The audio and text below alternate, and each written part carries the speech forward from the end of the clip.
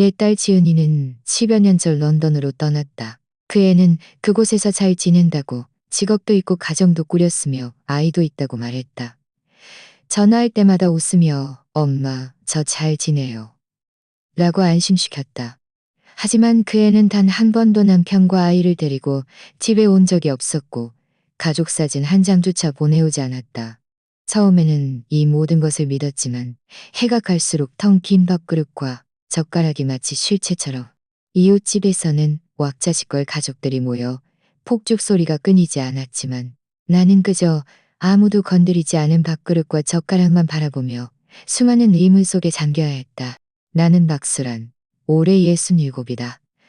올해 설날 전날 밤에도 우리 집은 여전히 활기 없었다. 밥상 위에는 8가지 반찬과 국 1가지가 놓였다. 떡갈비와 시금치나물은 모두 지은이가 좋아하던 음식이었다. 나는 아침 일찍 시장에 가서 싱싱한 생선을 사왔고 집에 돌아와 찬찬히 다듬고 썰었다. 팔다리가 저리고 떨려도 하나하나 정성껏 요리했다. 남편 김민국은 부엌에서 내게 양념을 건네주며 도왔다. 그는 아무 말도 하지 않았지만 나만큼이나 먹을 사람이 하나 부족하다는 생각을 하고 있을 것이라는 걸 나는 알고 있었다. 나는 밥그릇과 젓가락을 하나하나 놓았다. 마지막으로 식탁서 쪽에 그 밥그릇과 젓가락을 두었다. 지난 15년 동안 설날 저녁마다 나는 늘 그 애의 자리를 비워두었다. 젓가락은 깨끗이 닦아두었고 밥그릇 바닥은 투명하게 빛나마치 특별히 비워둔 자리 같았다. 내가 자리에 앉았을 때 나도 모르게 자꾸만 그 빈자리에 눈길이 갔다. 식탁 위 음식 냄새가 진할수록 내 가슴은 더욱더 공허해지는 듯했다. 엄마, 회사 야근해야 해서요. 다음에 전화할게요. 이것이 3개월 전 그 애가 보낸 마지막 메시지였다. 나는 감히 지우지 못하고 휴대폰에 저장해두고 매일 한 번씩 열어보았다. 하지만 그 짤막한 말 외에는 아무것도 없었다. 그 애는 런던에서 잘 지낸다고, 성공했다고, 집도 샀고 남편과 딸도 있다고 했다. 하지만 단 한 번도 우리에게 보여주러 온 적이 없었다. 아래층에서는 폭죽이 터지는 소리가 요란하게 울렸다. 이웃집 손자가 마당에서 세뱃돈이다 하고 외치는 소리가 시끄럽게 들려왔다. 나는 고개를 숙여 국 한 숟가락을 떠서 밥그릇에 넣었지만 손바닥이 떨려 국을 쏟을 뻔했다. 나는 억지로 웃으며 생선 한 토막을 지은이의 밥그릇에 넣어주었다. 하지만 나와 김민국은 아무것도 먹지 못했다. 국은 점점 식어갔고 생선찜 향기는 기름 냄새와 폭죽 연기에 희미해졌다. 내 마음은 더 차가워졌다. 나는 참지 못하고 입을 열었다. 민국 씨, 지은이가 우리한테 뭔가 숨기고 있는 거 아닐까요? 그는 잠시 멈칫하더니 고개도 들지 않고 그저 반찬 한 조각을 집어먹었다. 뭘 숨겨요. 바깥에서 일하다 보면 바쁠 수도 있지. 흔한 일이잖아요. 바빠서 10년 동안 집에 한 번도 안 오고 사진 한 장도 안 보내줘? 다른 집 애들은 유학 가도 3년 5년이면 한 번씩 돌아오는데 우리는요? 10년이 지났는데 그 애가 말하는 남편은 봤어요? 외소녀는 봤어요? 이름은 알아요? 사진은 있어요? 말할수록 목소리가 높아졌고 손바닥은 땀으로 축축했다. 김민국은 젓가락을 내려놓고 미간을 찌푸린 채 말이 없었다. 방 안은 순식간에 조용해졌고 텔레비전에서 사회자가 웃음 섞인 목소리로 설날 특선을 이야기하는 소리만 들렸다. 나는 가슴이 답답해 참지 못하고 식탁을 한 번 내리쳤다. 국그릇이 흔들리며 국물이 몇 방울 튀었다. 민국 씨, 나를 속이지 마요. 당신도 마음속으로는 이상하다고 생각하잖아요. 그 애는 예전엔 전화할 때마다 엄마, 회사 너무 바빠요. 다음에 얘기해요. 지방 출장 중이에요. 라고 하더니 나중엔 전화조차 없어지고 차가운 메시지 몇 줄만 남았어요. 나는 그 애가 바쁘다고 믿지 않아요. 나는 그 애가 우리에게 말할 용기가 없어서 두려운 거예요. 김민국은 고개를 들어 나를 바라보았다.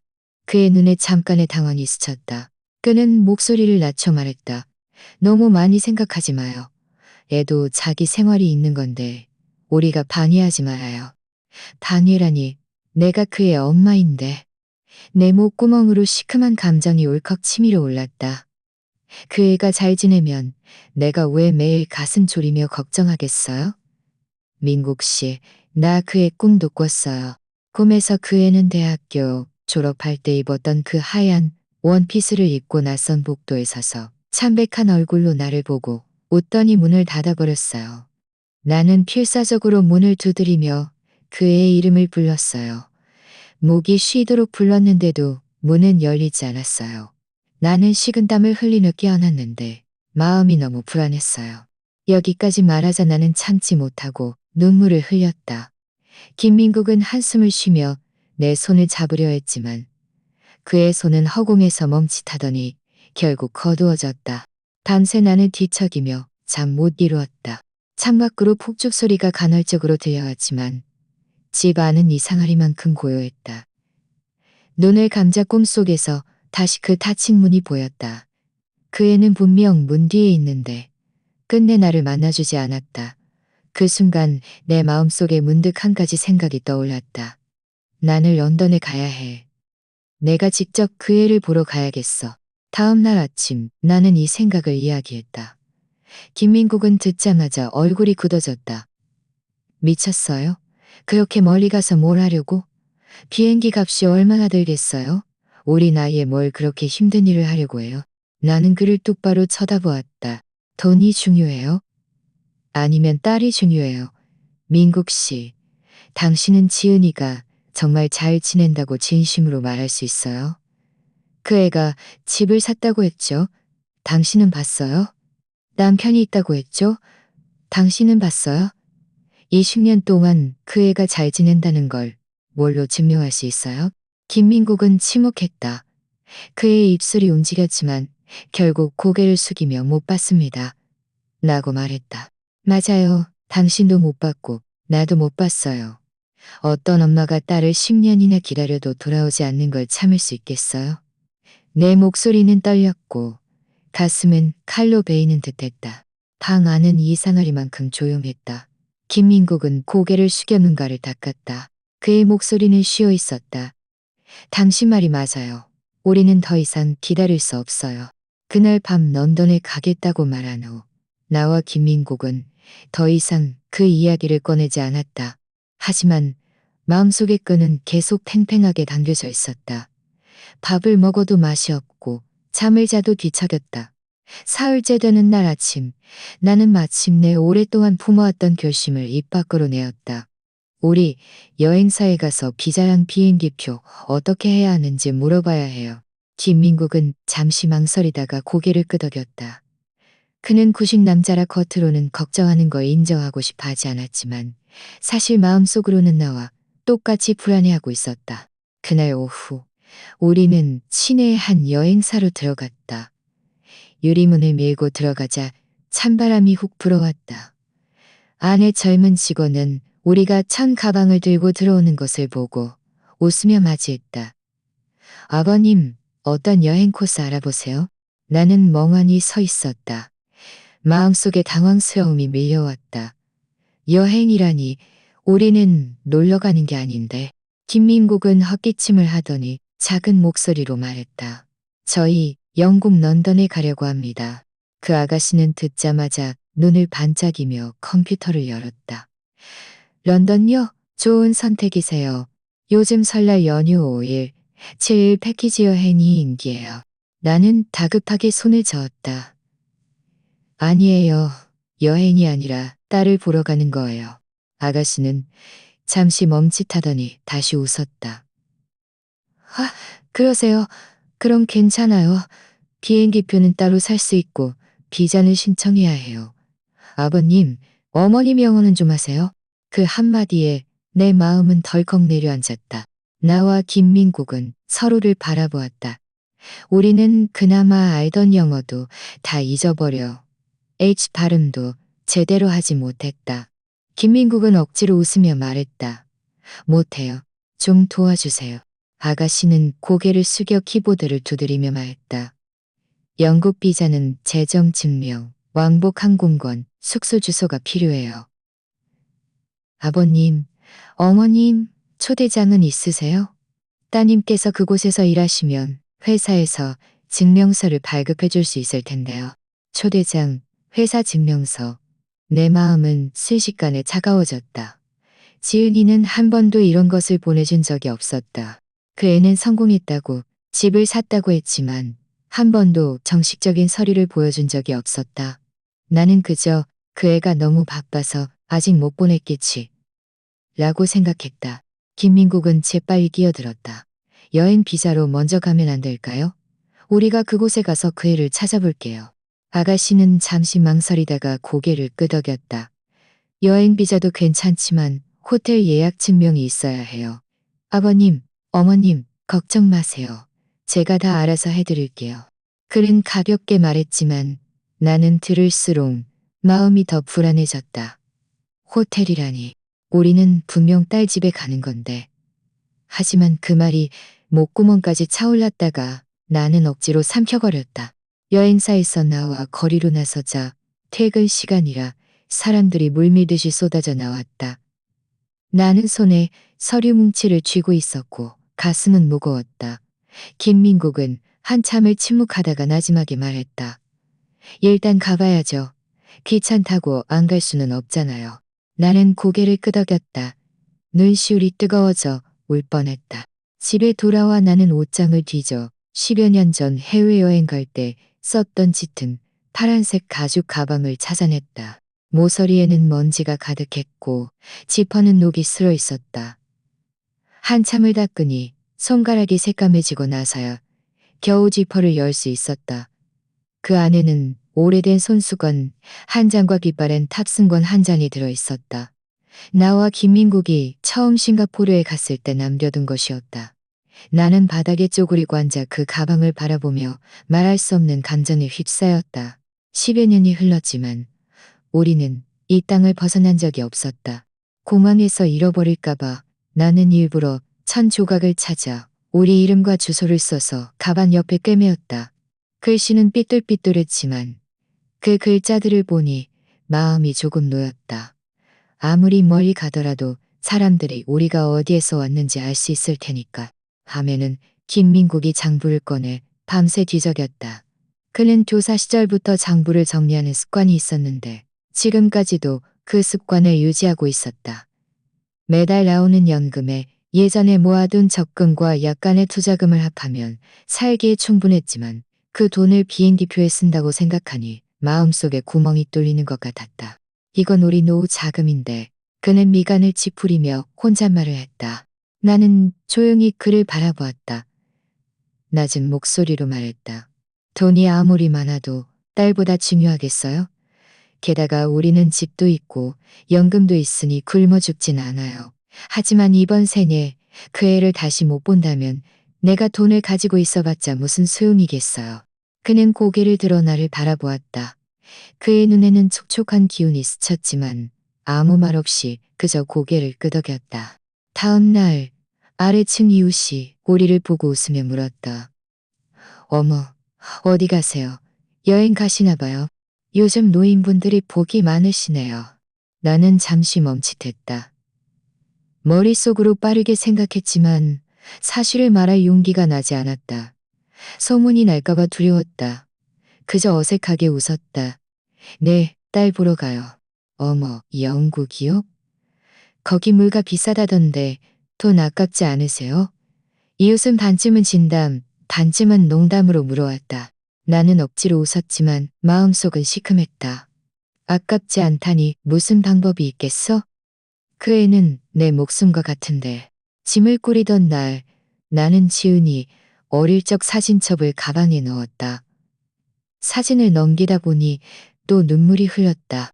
사진 속 5살 지은이는 하얀 원핏을 입고 유치원 무대에서 춤을 추고 있었고 눈웃음이 예뻤다. 18살 지은이는 교복을 입고 있었고 나와 김민국은 양옆에 서서 자랑스러움에 입이 다물어지지 않았다.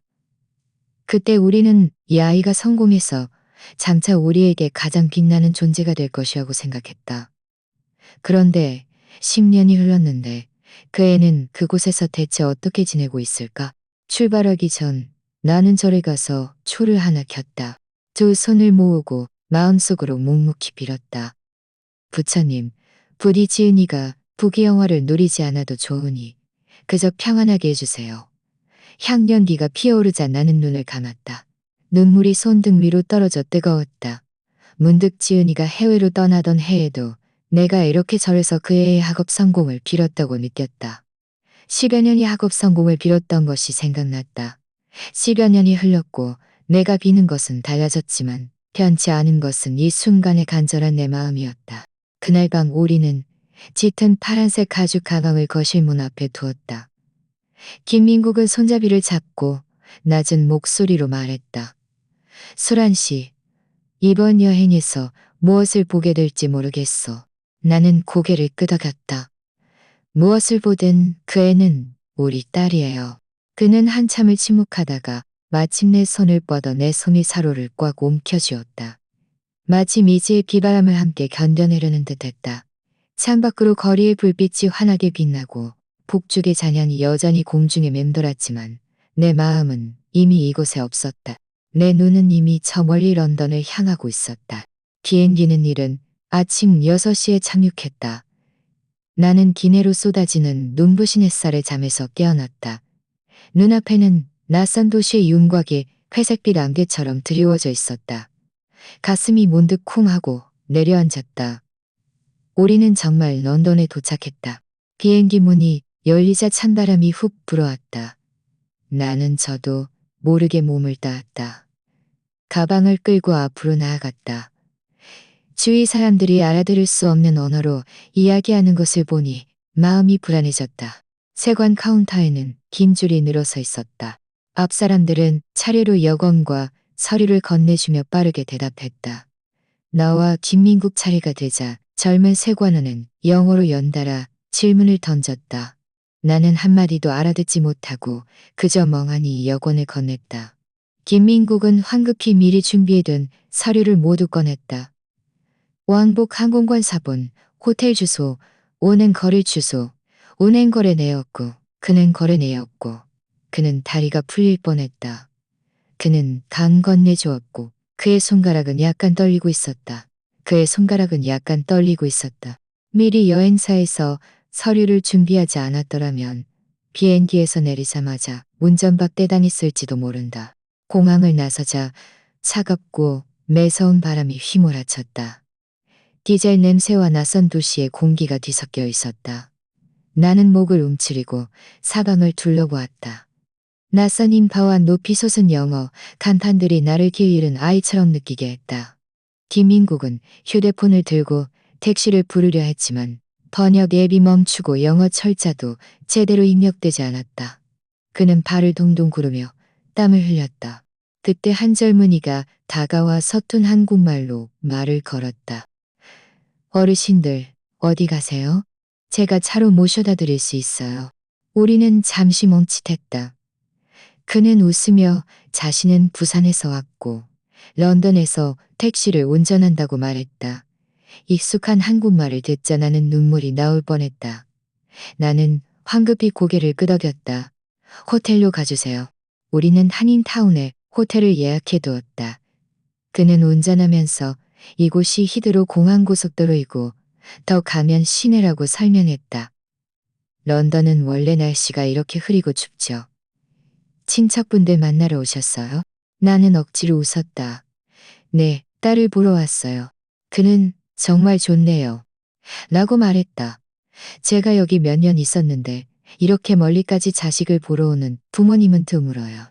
그 말에 내 마음이 시큼해져서 나는 고개를 돌려 창밖 풍경을 바라볼 수밖에 없었다. 런던은 내가 상상했던 것과는 달랐다. 겨울 하늘은 회색빛이었고 거리의 건물들은 높낮이가 제각각 섞여 있었다.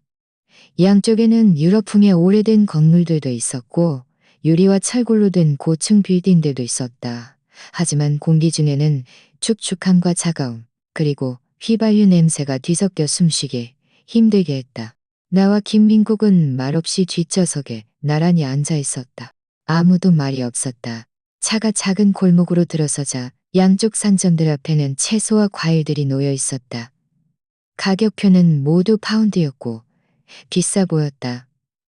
길모퉁이에는 두꺼운 외투를 입은 인부 몇 명이 담배를 피우고 있었다. 찬바람이 불어오자 흰 입김과 담배 연기가 뒤섞였다. 나는 목을 움츠렸다. 마음속에 답답함이 밀려왔다. 이곳에는 설날의 축제 분위기도 폭죽 소리도 익숙한 김치 냄새도 없었다. 20분 후 차는 작은 호텔 문 앞에 멈췄다. 외벽은 약간 얼룩져 있었지만 한글 간판이 걸려 있었다. 안녕 여관. 프런트에는 전라도 사투리를 쓰는 여주인이 있었다. 우리가 짐을 들고 들어오는 것을 보자마자 환하게 웃으며 다가왔다. 김민국은 황급히 예약 서류를 꺼냈다. 일주일이요. 여주인은 서류를 받아보더니 나를 다시 한번 훑어보고 웃으며 말했다. 아, 따님 보러 오셨구나? 따님 런던에서 금융 쪽 일하신다고 들었어요. 대단하시죠? 연봉이 10만 파운드라고 하던데요. 나는 잠시 멈칫했다. 얼굴에 억지로 네. 그 애가 좀 바빠요. 라고 말했지만 마음속은 불안해졌다. 우리가 언제 그 애가 연봉 10만 파운드라고 말했던가? 그 애는 지난 세월 전화로만 일이 잘 풀린다고 했지. 구체적인 월급은 한 번도 말해준 적이 없었다. 그런데 어떻게 여관 주인이 이렇게 자세히 알고 있지? 나는 불안해서 더 이상 말을 잇지 못하고 그저 건성으로 고개를 끄덕였다. 우리는 2층 양지바른 작은 방에 배정되었다. 방은 크지 않았지만 깨끗하고 정돈되어 있었다. 창밖으로는 길모퉁이의 빨간 전화 부스가 보였고 멀리 교회 첨탑이 보였다. 여주인은 친절하게 뜨거운 물 한 주전자를 가져다 주며 밤에 추우면 핫팩을 더 달라고 해도 된다고 말했다. 나는 고맙다고 고개를 끄덕였다. 그녀가 나간 후에야 비로소 안도의 한숨을 내쉬었다. 침대 옆에 앉으니 마음이 시큼했다. 딸은 바깥에서 대체 잘 지내고 있는 걸까? 만약 정말 남들이 말하는 것처럼 화려하게 산다면 왜 한 번도 우리를 만나주지 않았을까? 저녁 식사 후 나는 가방에서 두꺼운 수첩을 꺼냈다. 그것은 내가 지난 세월 딸이 전화로 스쳐 지나가듯 말했던 회사 이름, 동료의 성씨 등을 하나도 빠짐없이 적어둔 것이었다. 마치 단서를 모으듯이. 김민국은 안경을 코끝까지 내리고 지도를 보며 말했다. 그 애가 슬론스퀘어 근처의 금융회사 트라이 캐피탈에서 일한다고 했었지. 어떤 대로 근처라고 했고 동료 한 명이 다른 회사로 이직했다고도 했고 당신도 다 적어두었지. 나는 고개를 끄덕였다. 수첩에 휘갈겨 쓴 글자를 가리키며 말했다. 여기다 적혀 있어요. 내일 우리가 하나하나 찾아가 볼 거예요. 밤이 깊어졌다. 창밖으로 바람 소리가 휘몰아쳤고 방 안의 불빛은 희미했다. 나는 수첩을 들고 마음속에 이상하고도 편안한 감정이 솟아났다. 마치 마침내 무언가를 움켜쥔 듯 더 이상 공허하지 않았다. 잠자리에 들기 전 나와 김민국은 침대 옆에 나란히 앉았다. 우리는 문득 모두 침묵했다. 한참 후에 그가 한숨을 쉬며 말했다. 만약 내일 그 애를 만나면 그 애가 깜짝 놀라겠지? 나는 억지로 웃었다. 우리를 보면 분명 울면서 달려올 거예요.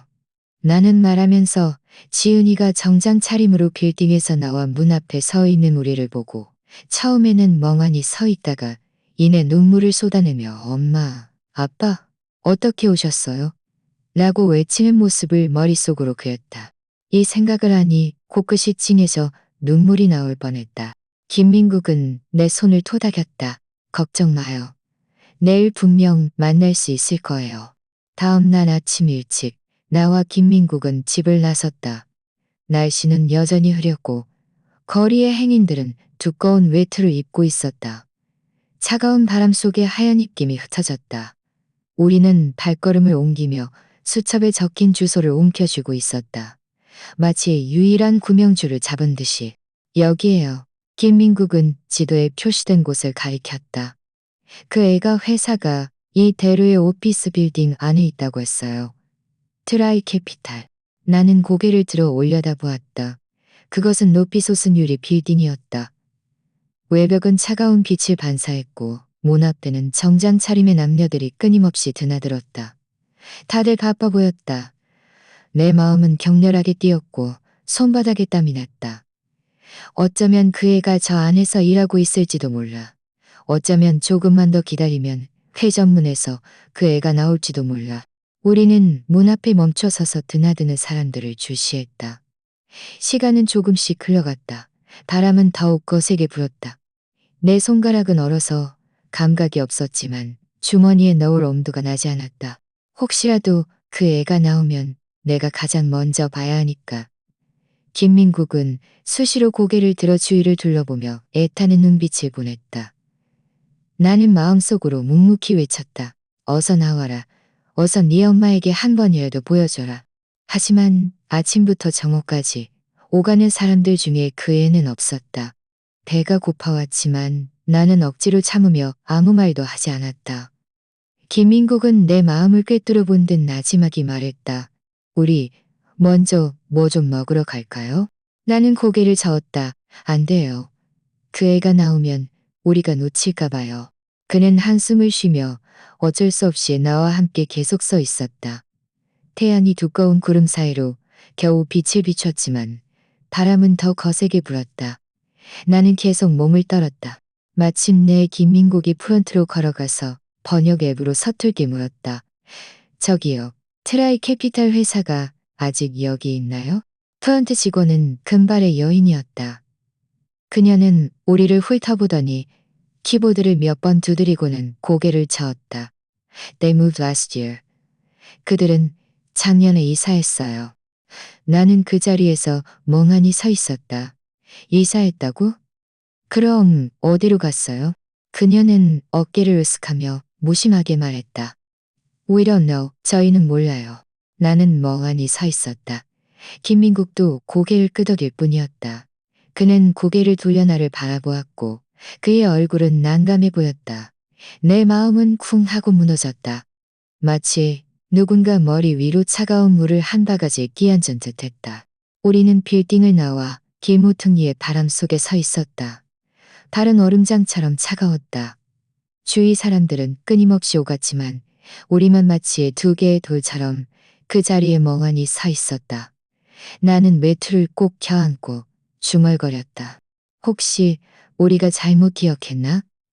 혹시 우리가 잘못 찾아온 건가? 김민국은 대답하지 않고 그저 길게 한숨을 쉬었다. 그의 표정은 비참했다. 평소 가장 이성적이고 자신감 넘치던 남자였지만 지금은 아무것도 할 수 없었다. 나는 문득 강렬한 불안감을 느꼈다. 우리가 속은 건가? 지난 세월 내가 말했던 성공, 집 구매, 결혼이 모두 거짓말이었던 건 아닐까. 나는 더 이상 참지 못하고 휴대폰을 꺼내 그에게 전화를 걸었다. 손가락이 너무 떨려 화면이 미끄러질 뻔했다. 전화는 3번 울렸다. 나는 숨을 참고 심장이 쿵쾅거리는 소리를 들었다. 하지만 네 번째 벨소리 후 차가운 안내 음성이 들려왔다. The number you have dialed is unavailable. 지금 거신 전화는 연결이 되지 않습니다. 나는 다시 한번 시도했지만 여전히 음성 사서함으로 넘어갔다. 그 기계적인 목소리는 칼처럼 내 심장을 찔렀다. 왜 안 받아? 왜 안 받는 거야? 내 목소리는 떨렸고 눈물이 쏟아져 거의 서 있을 수 없었다. 김민국은 손을 뻗어 나를 부축했다. 그의 입술이 움직였지만 아무 말도 하지 못했다. 우리 두 사람은 그렇게 길모퉁이에 서 있었다.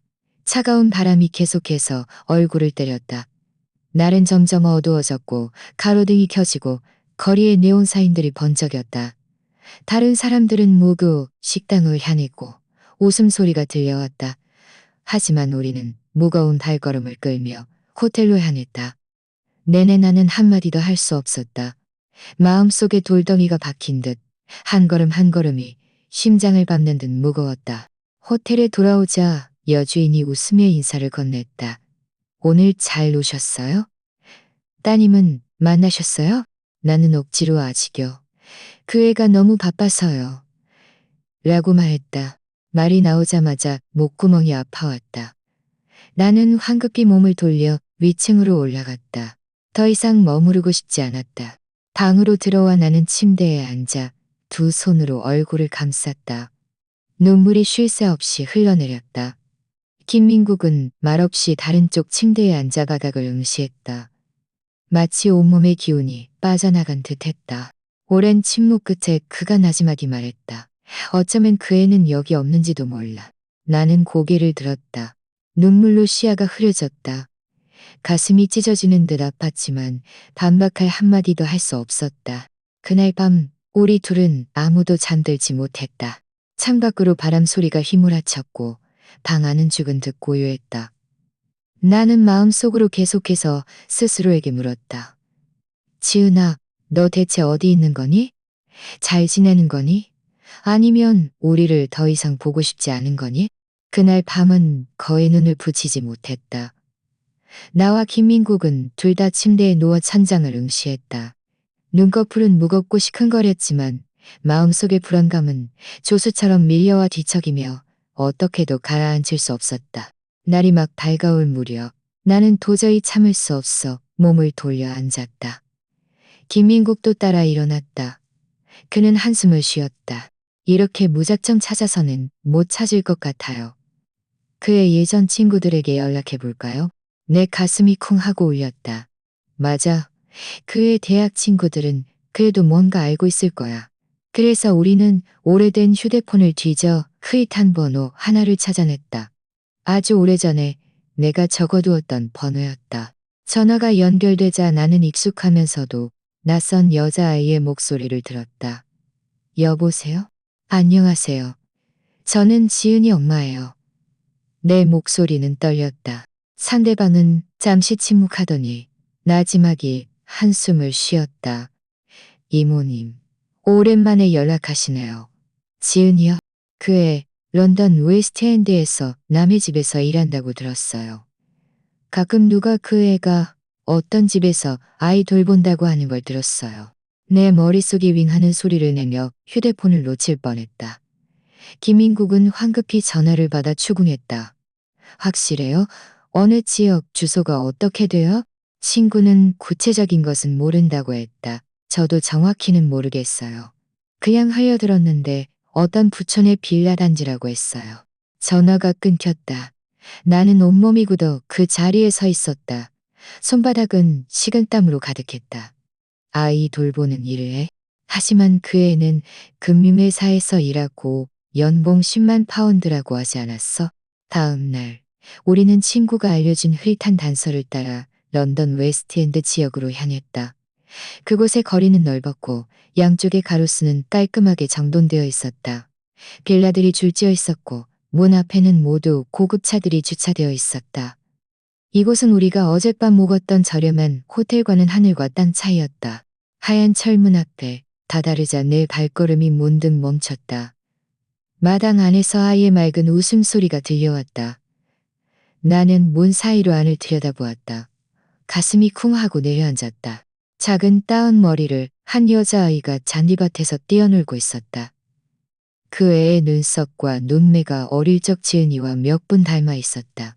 나는 외손녀 라고 외칠 뻔했다.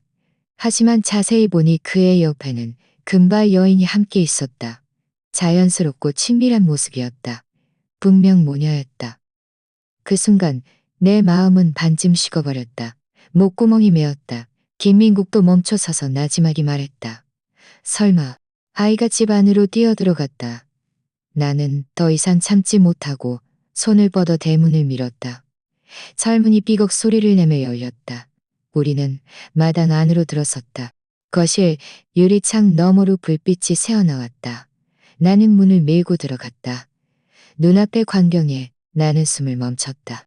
지은이가 평범한 앞치마를 두르고 손에 행주를 든 채 고개를 숙여 식탁을 닦고 있었다. 그 애가 고개를 들자 멍하니 서 있었다. 온몸이 벼락을 맞은 듯 그 자리에 굳어버렸다. 엄마. 행주가 바닥에 떨어지며 둔탁한 소리를 냈다. 나는 달려가 떨리는 목소리로 말했다. 지은아, 네가 어떻게 여기에 있어? 너는 네 집이 있다고 하지 않았니? 너는 딸이 있다고 하지 않았니? 그의 입술이 떨렸고 눈물이 순식간에 쏟아져 나왔다. 목이 메었다. 엄마, 아빠, 어떻게 오셨어요? 내 목구멍이 막힌 듯했다. 눈물이 순식간에 쏟아져 내렸다. 나는 달려가 그 애의 손을 잡았다. 네가 어떻게 이렇게 변했어? 네가 우리를 10년 동안이나 속였구나. 바로 그때 키 큰 영국 남자가 커피잔을 들고 거실로 들어섰다. 그 뒤에는 금발 여인이 따르고 있었다. 두 사람 모두 당황한 표정이었다. 이런 장면을 마주칠 줄은 예상하지 못했던 것이 분명했다. 남자는 억지로 웃으며 손을 내밀었다. You must be her parents. She works for us. 따님 부모님이시군요. 따님은 우리 집에서 일합니다. 여인도 고개를 끄덕였다. 예의 바르지만 서먹한 태도였다. She is our nanny and takes care of the child. 그 애는 우리 집 보모예요. 아이를 돌봐요. 내 머릿속이 윙 하는 소리를 내며 온몸이 얼음장처럼 차가워졌다. 소위 사이라는 사람, 소위 외손녀라는 아이가 사실은 고용주와 그들의 아이였다니. 나는 온몸이 떨렸고 목소리는 쉬어 있었다. 네가 어떻게 우리를 10년 동안이나 이렇게 속일 수 있어? 한 번도 집에 오지 않고 이 거짓말들로 버텼던 거니. 시은이는 엉엉 울음을 터뜨리며 바닥에 쪼그리고 앉아 머리를 감쌌다. 엄마, 죄송해요. 엄마, 아빠한테 말씀드릴 수가 없었어요.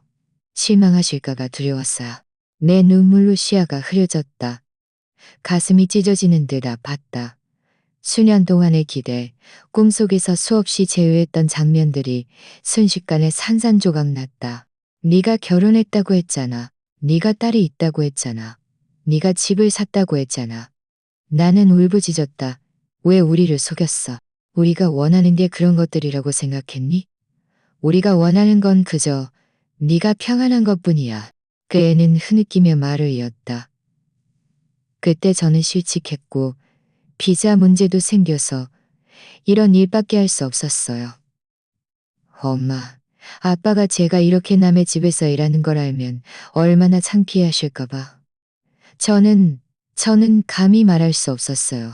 내 가슴이 아파 숨쉬기 힘들었다. 온몸이 거의 서 있을 수 없었다. 김민국은 황급히 나를 부축했다. 그의 손도 떨리고 있었다. 낮은 목소리로 말했다. 창피? 얘야, 네가 우리가 체면을 중시한다고 생각하니? 우리는 그저 네가 필요할 뿐이야. 지은이는 고개를 들었다.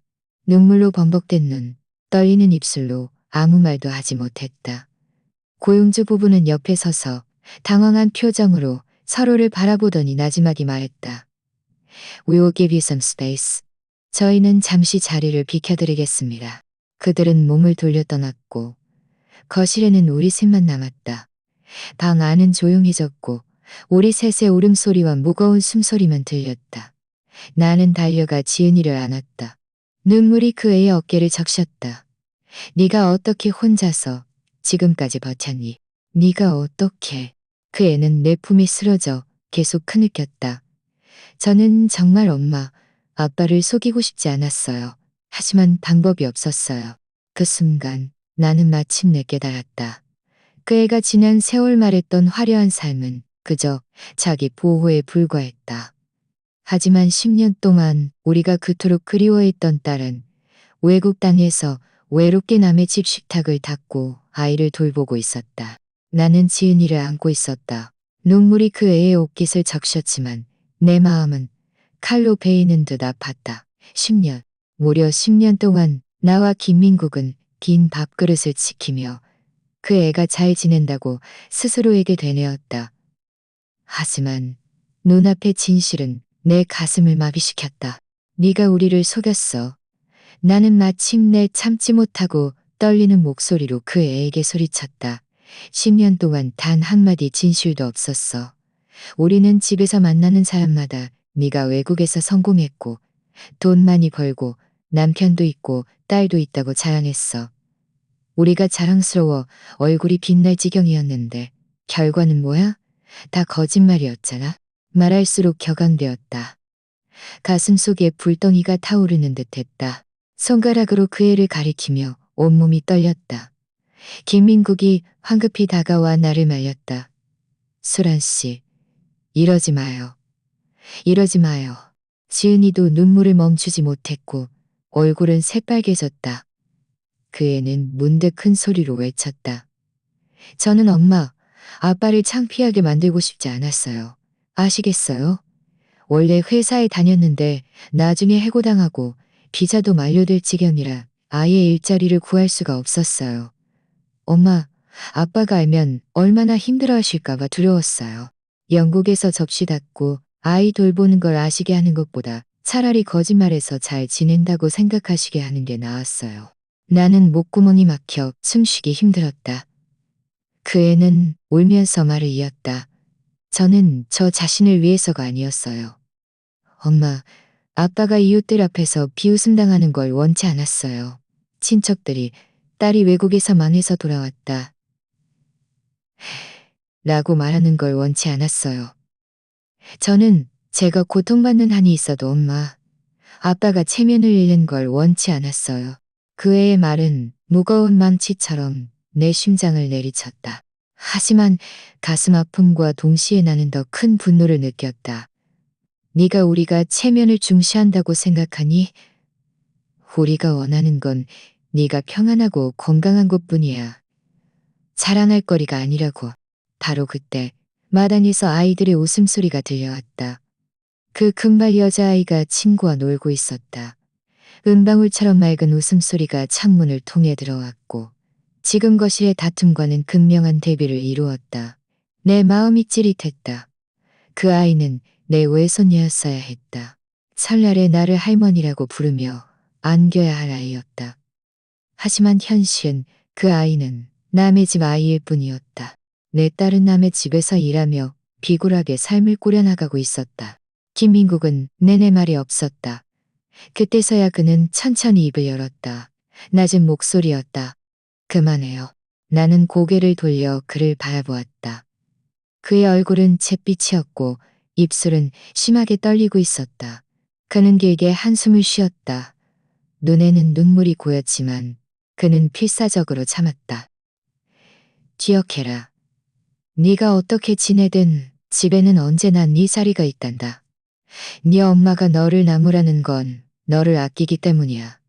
우리는 네가 능력이 없는 건 두렵지 않아. 그저 네가 우리를 남처럼 대할까봐 두려울 뿐이야. 방 안은 문득 조용해졌다. 내 눈물은 계속 흘렀지만 목구멍에 막혀있던 감정은 조금씩 풀려났다. 나는 지은이를 바라보았다. 그 애는 눈물로 범벅된 얼굴에 눈빛에는 당황과 죄책감이 가득했다. 엄마. 그 애는 나지막이 불렀지만 더 이상 말을 잇지 못했다. 내 가슴은 격렬하게 오르내렸다. 입을 몇 번 열었지만 여전히 아무 말도 하지 못했다. 내 마음은 혼란스러웠다. 수천 마리의 참새가 푸드덕거리며 안질까지를 찾지 못하는 것 같았다. 그날 밤 나와 김민국은 거의 밤새도록 잠 못 이루었다. 가슴에 못이 박힌 듯 뒤척이며 잠들 수 없었다. 다음 날 아침 일찍 김민국은 바람 좀 쐬고 오겠다고 했다. 나는 도저히 가만히 있을 수 없었다. 복도 끝에 그 문을 응시하고 있었다. 내 마음속에 팽팽하게 당겨진 실이 있는 듯했다. 마침내 나는 깊이 숨을 들이쉬고 천천히 그 애의 방문을 열었다. 방은 크지 않았다. 기껏해야 7, 8평 정도였다. 싱글 침대 하나와 작은 책상이 놓여 있었다. 창문은 커튼으로 가려져 빛이 희미했고 공기 중에는 축축한 냄새와 아직 가시지 않은 세탁세제 향기가 맴돌았다. 침대 머리맡에는 여행 가방 하나가 놓여 있었는데 가방 모서리는 이미 닳아 있었고 한쪽 구석에는 낡은 신발 몇 켤레가 쌓여 있었다. 지은이는 침대 끝에 앉아 있었다. 눈은 밤새 울었는지 퉁퉁 부어 있었다. 내가 들어오자 그 애는 잠시 멈칫하더니 황급히 고개를 숙여 옷자락을 꽉 쥐었다. 나는 다가가 가슴이 시큼해졌다. 억지로 눈물을 참으며 그의 옆에 앉았다. 밤이 좁아 나와 그 애의 무릎이 거의 닿았다. 나는 손을 뻗어 그 애의 손등을 살며시 덮었다. 지은아, 엄마한테 말해줘. 대체 무슨 일이 있었던 거야? 응? 그 애는 한참을 침묵하다가 어깨를 미미하게 떨었다. 마침내 입을 열었다. 저는, 저는 회사에 다닐 때 모든 것이 좋다고 생각했어요.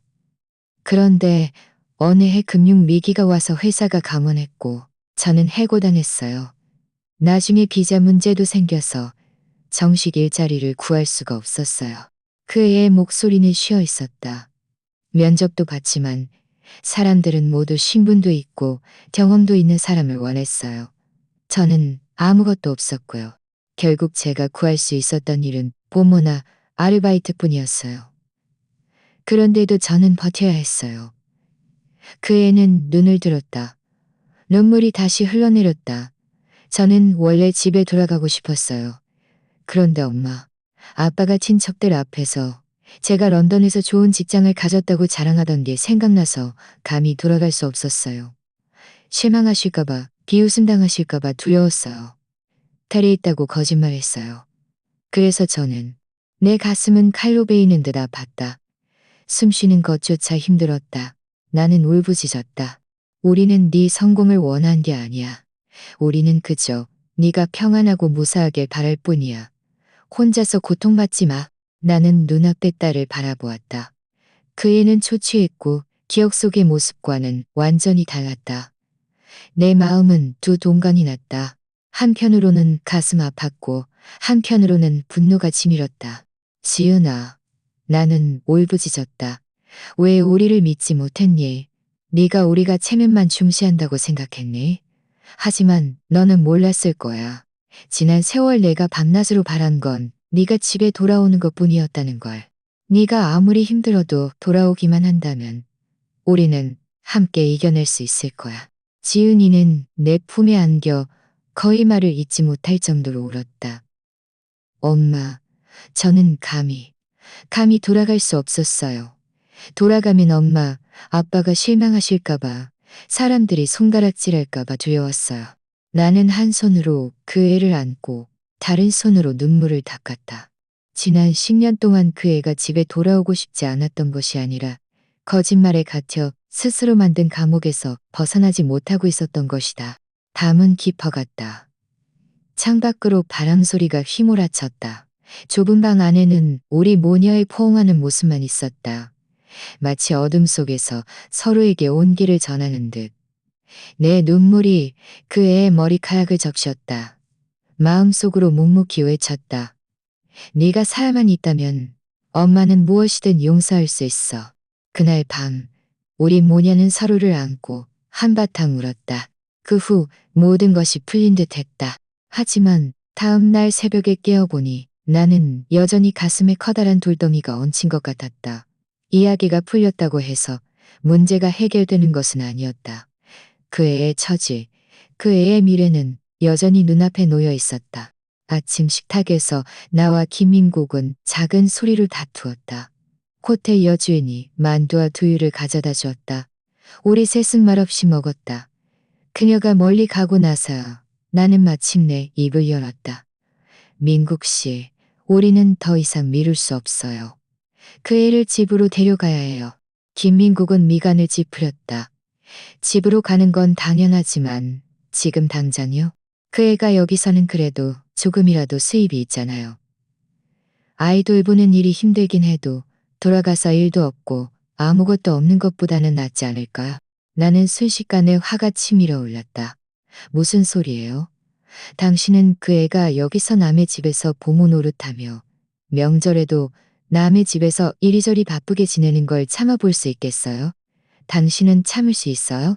지은이는 고개를 숙인 채 두유잔을 만지작거리며 나지막이 말했다. 저는 정말 돌아갈 용기가 없어요. 돌아가면 이웃들이 비웃을 거고 친척들이 물어볼 텐데 제가 뭐라고 대답해요? 런던에서 10년 동안 아무것도 못하고 심지어 엄마, 아빠를 속였다고 말해요? 그 애의 목소리는 점점 작아졌고 눈빛은 흔들렸다. 저는 창피해요. 내 가슴이 찢어지는 듯 아파 눈물이 떨어질 뻔했다. 하지만 나는 억지로 참으며 떨리는 목소리로 말했다. 얘야, 네가 집에 돌아오지 않으면 창피하지 않다고 생각하니? 네가 여기서 온갖 썰음을 당하며 혼자 외롭게 지내는 게 진짜 창피한 거야. 김민국은 미간을 찌푸리며 목소리를 높였다. 그만해요. 그 애도 지금 충분히 힘들어하고 있어요. 나는 식탁을 내리쳤다. 젓가락이 바닥에 떨어졌다. 힘들어? 나는 마음이 안 힘들겠어? 내가 그 애 엄마인데. 내 눈으로 그 애가 외국에서 남의 집에서 일하는 걸 보는데 내 마음이 그 애보다 안 아프겠어?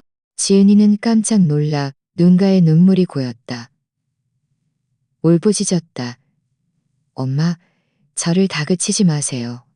저는 정말 고향 사람들을 어떻게 대해야 할지 모르겠어요. 그 한마디에 내 화는 모두 사라졌다. 가슴 아픔이 분노를 덮었다. 나는 손을 뻗어 그의 차가운 손을 잡았다. 지은아, 엄마가 너를 다그치는 게 아니야. 엄마는 네가 스스로를 망칠까 봐 두려운 거야. 네가 지금 이 상태를 봐. 월급은 부족하고 비자는 곧 만료될 텐데 네가 얼마나 더 버틸 수 있겠어? 너는 어떻게 할 거야? 강제 추방될 때까지 기다릴 거야? 그의 눈빛은 순식간에 어두워졌다. 김민국은 낮은 목소리로 말했다. 이건 사실이야. 지은아, 너 자신도 알잖아. 여기서 더는 버틸 수 없다는 걸. 월급은 너무 적어서 월세도 감당하기 힘들고 비자 만료되면 너는 완전히 길을 잃는 거야. 지은이는 입술을 꽉 깨물고 눈물을 흘렸다. 하지만 저는 정말 용기가 없어요. 엄마, 아빠는 모르실 거예요. 지난 세월 혼자 길을 걸으며 가족들이 단란하게 지내는 걸 보면 저는 감히 상상도 못했어요. 귀국하면 모두가 제가 실패한 사람이라는 걸 알게 될 거라고 생각하면 저는 숨고 싶어서 다시는 사람들을 만나고 싶지 않아요. 내 가슴이 찢어지는 듯 아파왔다. 나는 손을 뻗어 그의 눈물을 닦았다. 바보 같은 아이, 집은 심판대가 아니야. 우리는 네가 돈이 없다고 지위가 없다고 해서 너를 내칠 리 없어. 우리가 원하는 건 한 번 돈이 화려한 삶이 아니었어.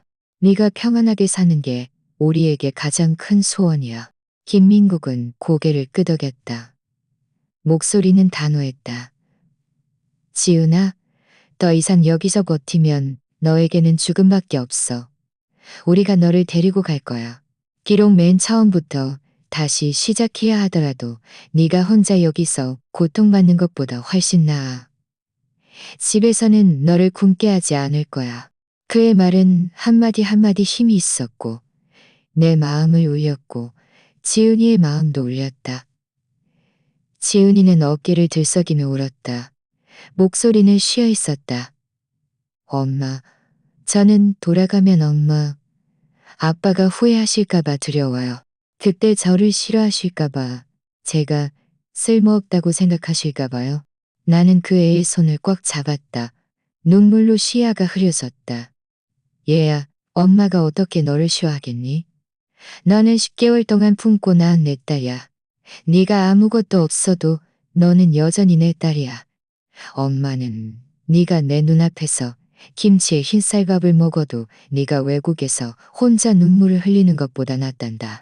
김민국은 눈가가 붉어진 채 나지막이 덧붙였다. 집은 언제나 네가 돌아올 수 있는 곳이야. 지은이의 울음소리는 마침내 참지 못하고 터져나왔다. 온몸이 내 품에 안겨 마치 길 잃은 아이처럼 울었다. 그 애의 눈물이 내 옷깃을 적셨다. 내 마음속의 돌덩이가 조금씩 풀려났다. 우리 셋은 서로를 안고 있었다. 방은 조용했고 억눌린 흐느낌 소리만 들렸다. 창밖으로 찬바람이 휘몰아쳐 호텔 커튼을 흔들었다. 마치 이 장면을 지켜보는 듯이 나는 고개를 들어 눈물로 흐려진 눈으로 김민국을 바라보았다. 그가 나를 보고 고개를 끄덕였다. 나는 우리가 모두 답을 알았다는 것을 알았다.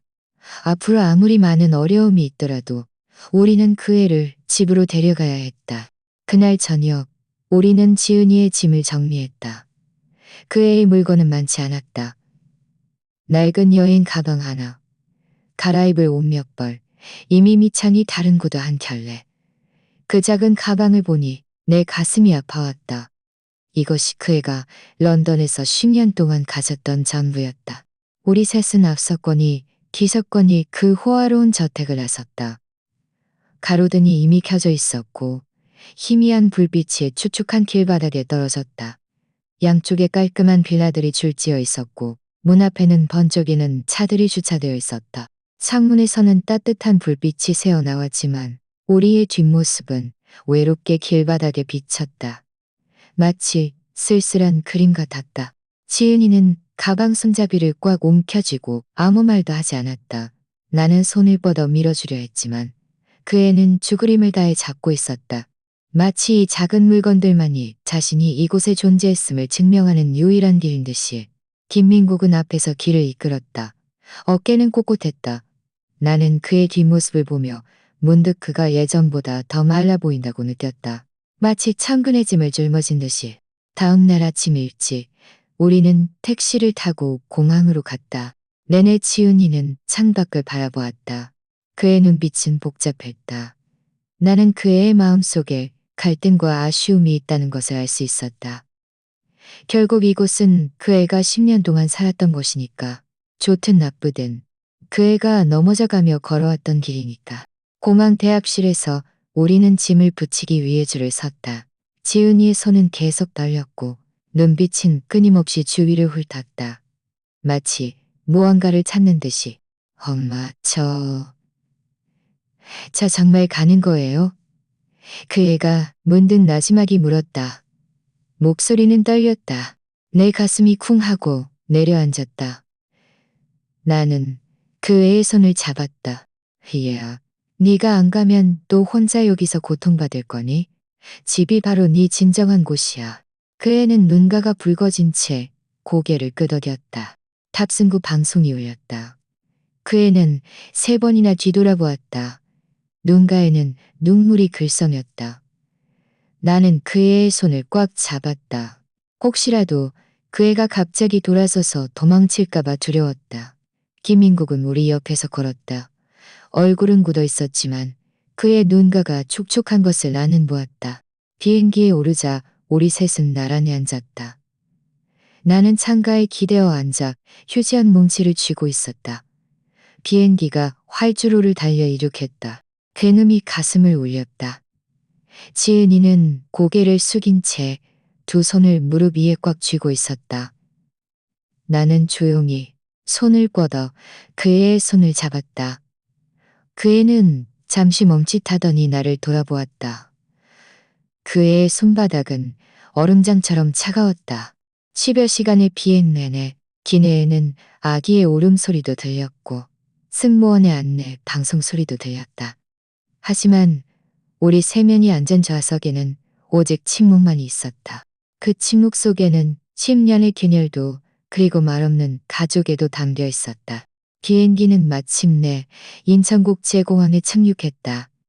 비행기 문이 열리자 촉촉한 공기가 훅 불어왔다. 짠 바닷바람 냄새가 섞여 있었다. 나는 깊이 숨을 들이쉬었다. 코끝이 시큰했다. 지은이는 내 옆에서 걸었다. 눈은 붉어져 있었다. 그 애는 주위에 익숙한 한물 간판들을 바라보았다. 입술이 미미하게 떨렸다. 10년 만에 그 애는 마침내 돌아왔다. 입국 심사대를 나서자 나는 문득 어렴풋한 느낌이 들었다. 마치 모든 것이 길고 긴 꿈 같았다. 하지만 그 애의 모습이 내 눈앞에 실제하는 것을 보자 나는 이것이 진짜라는 것을 확신했다. 집에 돌아오자 이미 저녁이었다. 우리는 문을 열었다. 거실의 모든 것이 10년 전과 같았다. 다탁 위 유리 꽃병에는 마른 조화가 꽂혀 있었고 소파는 약간 색이 바랬지만 여전히 깨끗했다. 식탁 위에는 그 애를 위해 준비했던 밥그릇과 젓가락이 여전히 그 자리에 놓여 있었다. 10년 동안 한 번도 움직이지 않았다. 지은이는 멍하니 서 있었다. 그 애는 그 젓가락을 똑바로 응시했다. 온몸이 몇 초 동안 굳어 있었다. 그러더니 그 애는 갑자기 달려들어 무릎을 꿇고 식탁에 엎드려 엉엉 울었다. 엄마, 죄송해요. 죄송해요. 제가 이렇게 오랫동안 엄마, 아빠를 속였어요. 그 애는 애간장이 끊어지는 듯 울었고 어깨는 들썩였다. 내 마음은 무겁게 짓눌렸다. 눈물이 순식간에 시야를 흐렸다. 나는 다가가 그 애를 안았다. 바보 같은 아이. 그만 말해. 돌아온 것만으로도 가장 큰 기쁨이야. 김민국은 옆에 서서 눈가가 촉촉한 채 목이 메어 말했다. 집에는 언제나 네 자리가 있단다. 그 순간 나는 온 집안이 환해진 것 같았다. 불빛 아래 딸은 마침내 우리 곁으로 돌아왔다. 더 이상 가짜 그림자도 아니었고 닿을 수 없는 전화 저편의 목소리도 아니었다. 그 애가 바깥에서 어떤 일을 겪었든 그 애가 우리 눈앞에 있는 한 그 애는 우리 딸이었다. 집에 불은 언제나 그 애를 기다리고 있었다. 지은이가 돌아온 첫날 나는 일찍 일어났다. 날이 막 밝아올 무렵 나는 부엌으로 들어가 능숙하게 쌀을 씻고 채소를 다듬었다. 냄비 속 살뜨물은 김을 모락모락 내뿜었다. 내 마음속에 문득 편안함이 솟아났다. 이것이 진정한 삶이었다. 얼마 지나지 않아 김민국도 일어나 나를 도와 밥그릇과 젓가락을 날랐다. 반찬이 모두 식탁에 오르고 향기가 진동하자 지은이가 방에서 나왔다. 그 애는 낡은 잠옷을 입고 머리는 아무렇게나 묶여 있었고 얼굴에는 피곤한 기색이 역력했다. 하지만 바로 이런 모습이 나를 너무나 친근하게 만들었다. 우리 세 식구는 식탁에 둘러앉았다. 식탁 위에는 산의 진미는 없었다. 그저 볶음 채소 한 접시, 계란국 한 그릇, 그리고 생선찜 한 마리가 전부였다. 하지만 이 밥상을 넣던 호화로운 저택의 정교한 서양식 만찬보다 100배는 더 따뜻했다. 나는 고개를 숙여 밥을 먹는 지은이의 모습을 바라보았다. 눈가가 뜨거워져 또 눈물이 나올 뻔했다. 그 애가 고개를 들어 내 시선을 포착하고는 잠시 멈칫하더니 살며시 웃었다. 엄마, 이 밥은 제가 그곳에서 먹었던 어떤 음식보다도 맛있어요. 내 마음은 순식간에 가득 채워졌다. 나는 웃으며 말했다. 그럼 많이 먹어. 너무 말랐어. 점심 식사 후 나는 부엌에서 채소를 씻느라 바빴다. 지은이가 문득 들어와 내 손에 들린 칼을 받아들었다. 제가 썰게요. 나는 잠시 멈칫했다. 조금 불안했다. 조심해. 손 베이지 않게. 그 애는 고개를 숙인 채 서툴게 당근을 토막토막 썰었다. 칼질은 삐뚤삐뚤했고 썰린 단면은 크기가 제각각이었다. 그 애의 서툴지만 진지한 모습을 보니 내 마음속에 문득 오랫동안 잊었던 따뜻함이 솟아났다. 너는 예전에 집에서 부엌 근처에도 안 왔잖아. 나는 참지 못하고 웃었다. 그 애는 얼굴을 붉히며 나지막이 말했다. 그곳에서는 가끔 고용주가 없을 때 제가 직접 음식을 만들어 먹어야 했어요. 제대로 배우지 못했지만요. 나는 손을 뻗어 그 애의 등을 살며시 토닥였다. 괜찮아. 이제부터 천천히 배우면 돼. 그 순간 나는 문득 모녀 사이에 10년 동안 비어있던 공백이 조금씩 채워지고 있다고 느꼈다. 저녁 무렵 김민국이 신문 한 장을 들고 들어왔다. 그는 그것을 식탁에 놓고 위에 있는 광고를 가리켰다. 여기 작은 회사에서 행정보조를 뽑는데 시내에서 멀지 않은 곳이야. 지은이는 잠시 멈칫하더니 그 글자를 한참 동안 말없이 응시했다. 김민국은 헛기침을 하며 부드럽지만 단호한 어조로 말했다. 지은아, 너는 계속 집에만 있을 수는 없어. 다시 시작하는 건 창피한 일이 아니야. 사람은 앞으로 나아가야 해.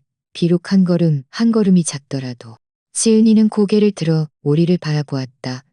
그의 눈에는 잠시 망설임이 스쳤고 이내 단호함이 떠올랐다. 네, 시도해볼게요. 내 마음이 시큼했다. 나는 손을 뻗어 그 애의 손을 잡았다. 얘야, 결과가 어떻든 집이 바로 네 뒷배야. 그 후로 지은이는 점차 집의 리듬에 스며들었다. 가끔은 자진해서 나와 함께 시장에 가서 장바구니를 들고 내가 채소를 고르는 것을 도왔다. 처음에는 어떤 채소가 신선한지도 구별하지 못해 상인에게 놀림당해 얼굴이 붉어졌지만 몇 번 다녀오더니 채소 한 포기를 들어 무게를 재고 꼼꼼하게 고르는 법을 배웠다. 집에 돌아와서는 내가 채소를 다듬고 설거지하는 것을 도왔다. 동작은 서툴렀지만 마음을 다해 몰입했다. 내가 웃음을 참지 못하면 그 애도 따라서 웃었다. 웃음소리가 부엌에 울려 퍼졌다. 부드러운 봄바람처럼. 정작 그 애의 표정은 더 이상 그렇게 긴장되어 있지 않았고 눈가와 눈썹에도 편안함이 더해졌다.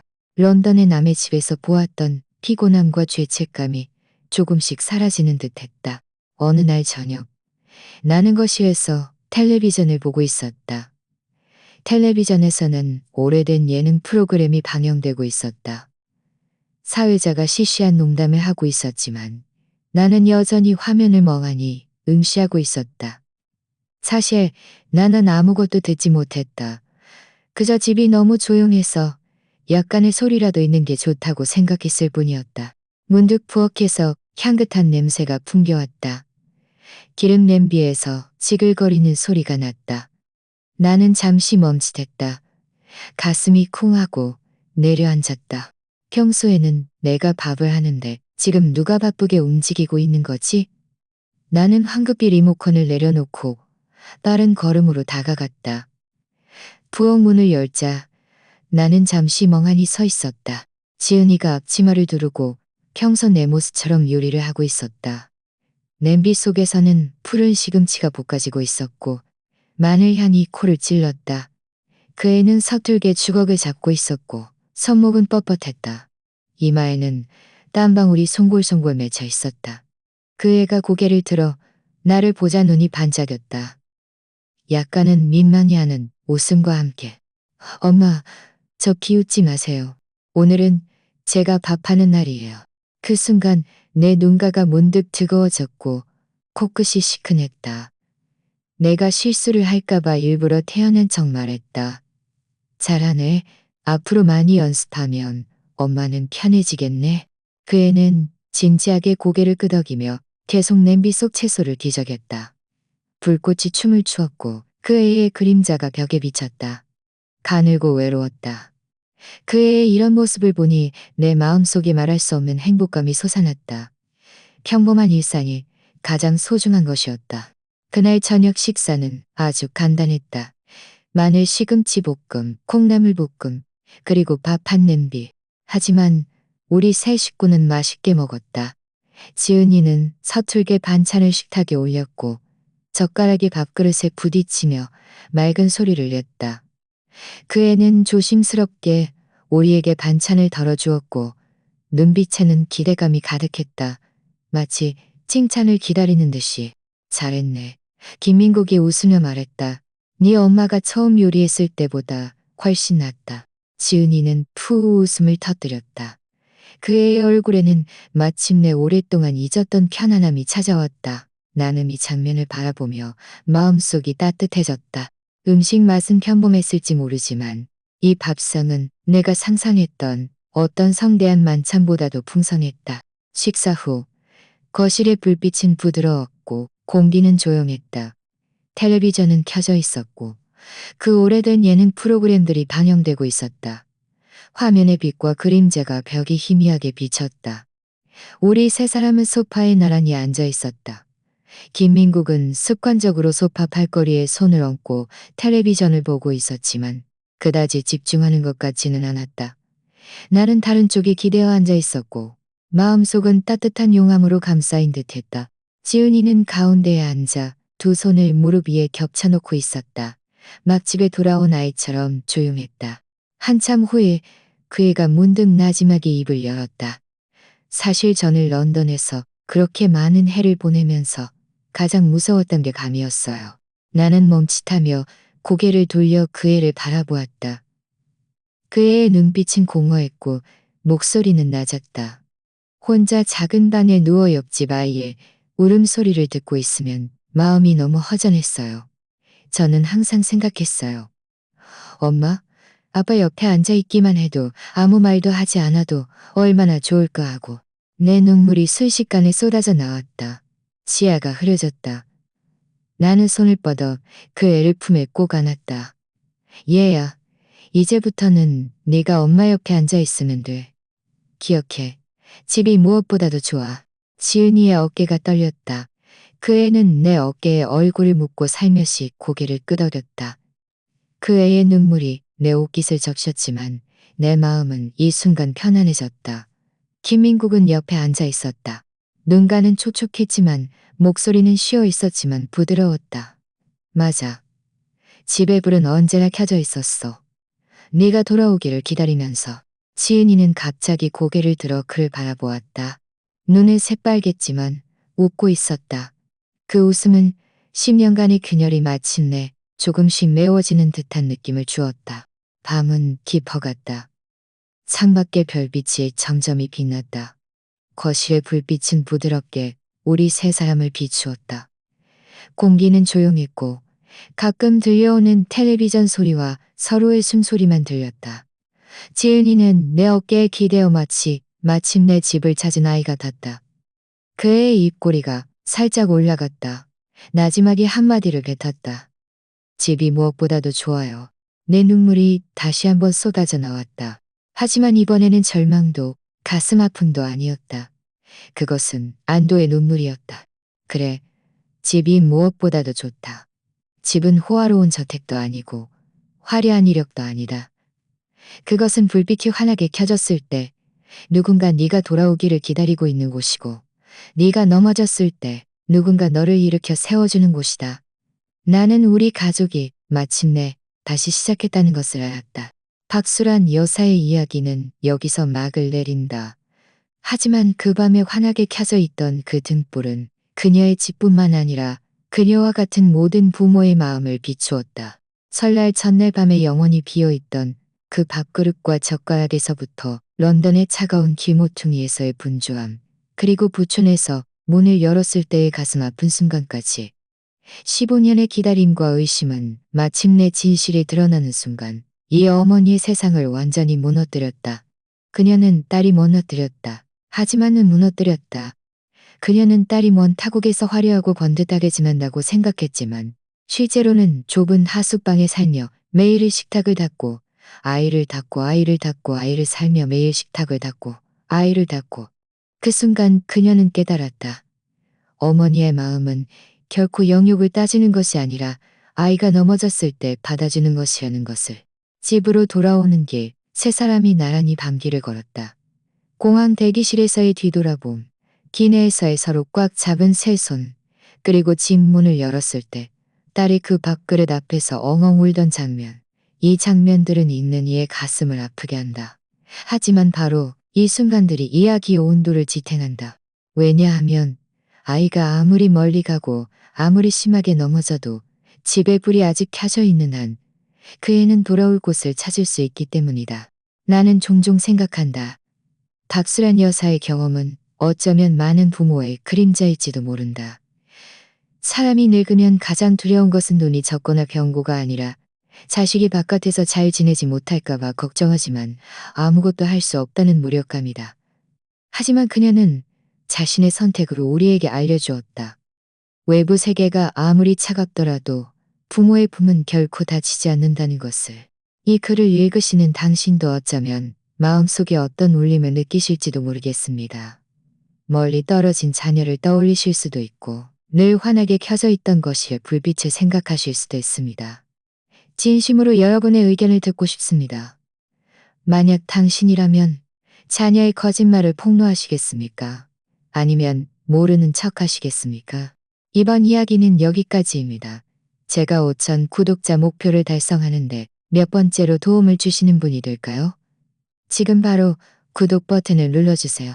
채널의 성장을 함께 지켜봐 주시길 진심으로 초대하며 제 이야기가 여러분께 도움이 되기를 바랍니다.